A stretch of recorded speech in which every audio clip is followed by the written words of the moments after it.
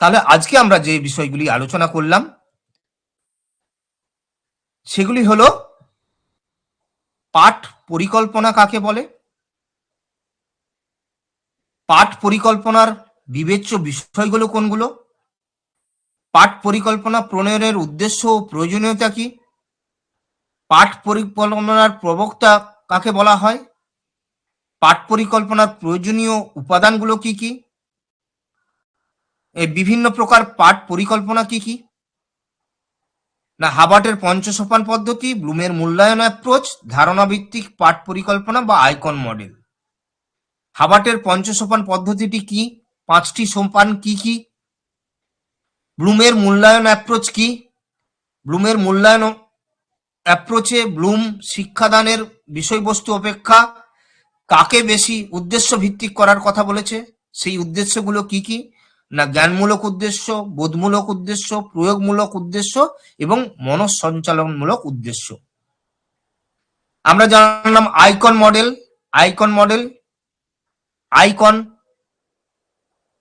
মডেলের এই কি কি আছে, না নিরীক্ষণ বা পর্যবেক্ষণ অবজারভেশন, পূর্ব সূত্র স্থাপন বা প্রাসঙ্গিককরণ, কনটেক্সট,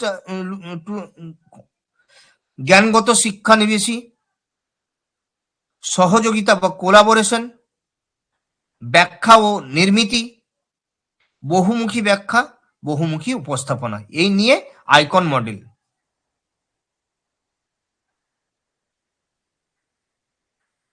এবং আধুনিক পাঠ পরিকল্পনা ত্রিসোপান সম্পর্কে জানলাম। ত্রিসোপান কি কি, প্রস্তুতি, উপস্থাপন, মূল্যায়ন, প্রিপারেশন, প্রেজেন্টেশন, অ্যাসেসমেন্ট। তারপরে আমরা জানলাম West Bengal board of primary education প্রবর্তিত যে পাঠ পরিকল্পনা, নির্মিতিবাদ এবং নিরবিচ্ছিন্ন সার্বিক মূল্যায়নকে ভিত্তি করে, যেটিতে তিনটি স্তর আছে, আয়োজন স্তর, উপস্থাপন স্তর এবং উপস্থাপন পরবর্তী স্তর। তারপরে আমরা একটি মডেল পাঠ পরিকল্পনা জানলাম, যেখানে তিনটি স্তর আছে, আয়োজন স্তর, উপস্থাপন স্তর এবং উপস্থাপন পরবর্তী স্তর। আয়োজন স্তরে আছে কি কি, কুশল বিনিময়, শ্রেণীসজ্জা, পূর্বগণ যাচাই, পাঠ ঘোষণা। উপস্থাপন স্তরে আছে উৎসাহমূলক পর্যবেক্ষণ, প্রশ্নকরণে উৎসাহ দান, সমন্বিত অনুবন্ধন, শিশুকেন্দ্রিক পাঠ পরিচালনা, বিষয়বস্তুর সঙ্গে কৃতকলা সমন্বয়। এবং উপস্থাপন পরবর্তী স্তরে আছে মূল্যায়ন ও সংশোধনী পাঠ। এবং আমরা সংশোধনী পাঠ কি সে সম্পর্কেও জানলাম। আমরা আরো জেনেছি শিখন উদ্দেশ্য কি, সাধারণ উদ্দেশ্য কি এবং বিশেষ উদ্দেশ্য কি। এই ছিল আজকের আমাদের আলোচনার বিষয়বস্তু।